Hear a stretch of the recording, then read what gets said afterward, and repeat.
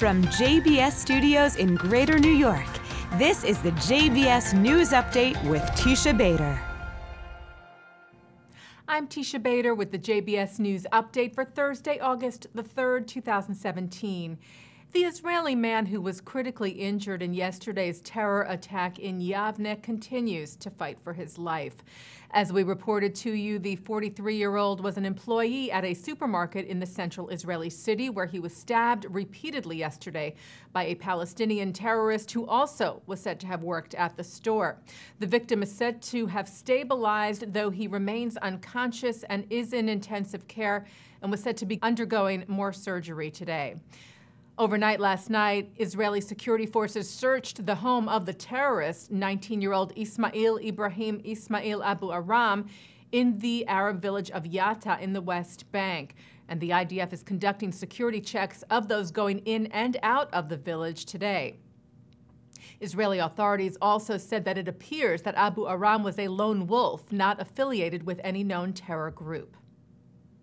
Israel's security agency, the Shin Bet, announced the discovery of a money laundering operation between terror group Hamas in the West Bank and Gaza and Turkey. Apparently, funds were transferred beginning last year through Hamas members who traveled to Turkey, taking out tens of thousands of dollars, which ultimately went back to Hamas terrorists that had been released from prison in Israel. The Shin Bet, together with Israel police, arrested 5 Hamas members in the West Bank and identified one operative in Gaza and another in Turkey. The agency said the uncovering of the infrastructure indicates the unrelenting motivation of Hamas militants in Turkey and the Gaza Strip to the increase of Hamas terrorism in Judea and Samaria, referring there to the West Bank. Israeli Prime Minister Benjamin Netanyahu's office said yesterday that Cape Verde will no longer vote against Israel at the United Nations. Netanyahu had met with the president of the small island nation, which sits just off the coast of West Africa, back in June, on the sidelines of a summit in Liberia.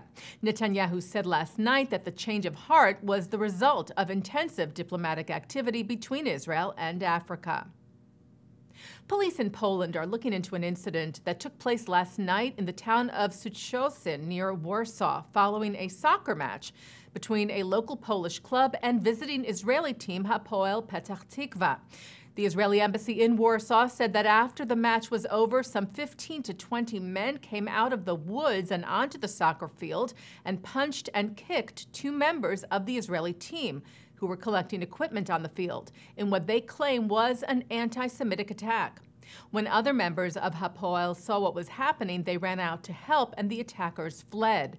The Polish soccer club strongly condemned the incident, saying that none of their members or of their community had anything to do with the attack.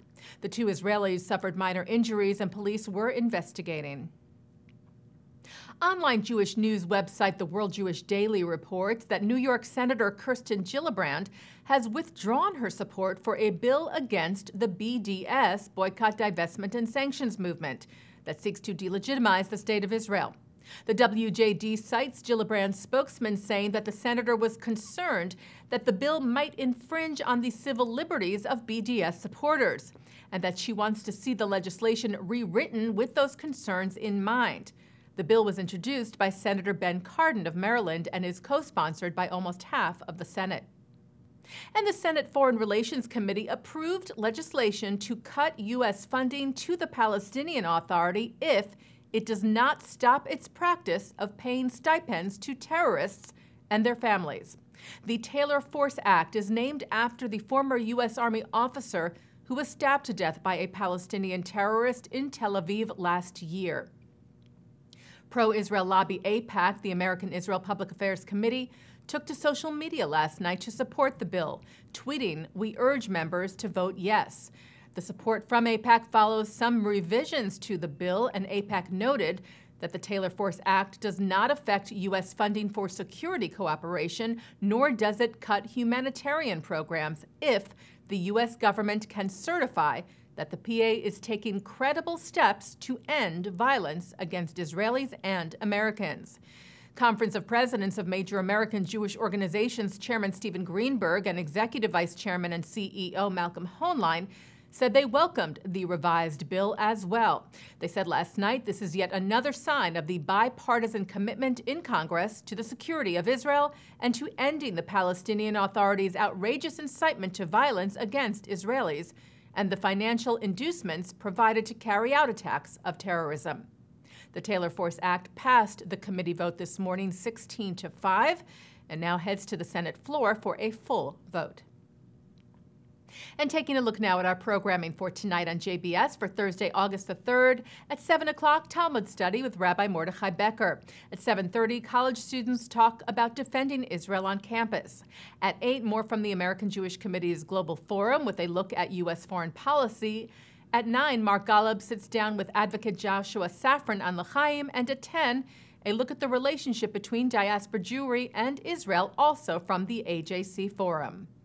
And coming up right after this newscast, a look at Israeli innovation.